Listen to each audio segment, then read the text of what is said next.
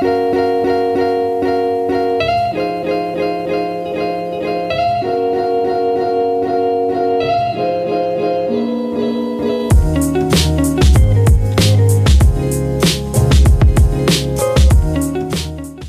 policy brief is a document that discusses a specific issue on the policy agenda by outlining options and recommendations to deal with it.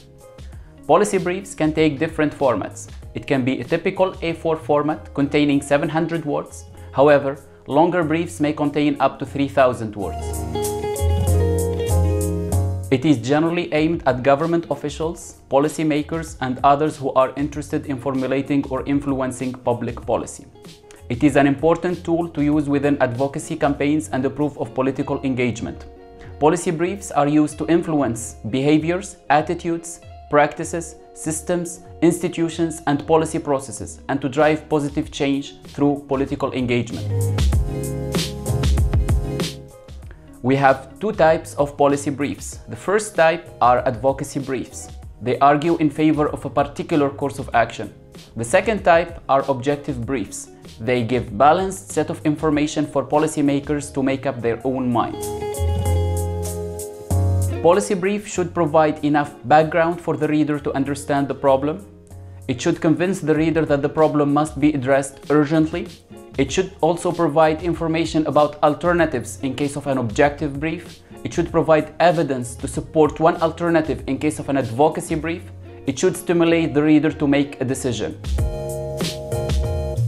Policy briefs should be short and to the point, where we focus on a very specific problem.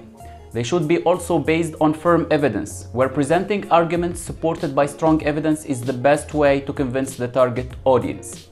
They should also be focused on meanings, not methods. Unlike academic research papers, policy briefs are professional documents, focusing on the problem and the potential solutions. They should be also related to the big picture. It draws conclusions that are more generally applicable. We structure a policy brief like the following. We have first the title, which should be short, catchy, and to the point, and then a summary, and then the recommendations, and then the introduction, and then the body, which is the main text of the policy brief, and then policy implications, and then the conclusion. A policy brief may also contain tables, graphics, photographs, and remember to put those in the service of your policy brief.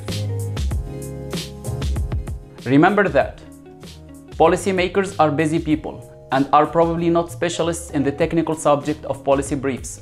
They are likely to read only something that looks attractive, appears interesting, and is short and easy to read.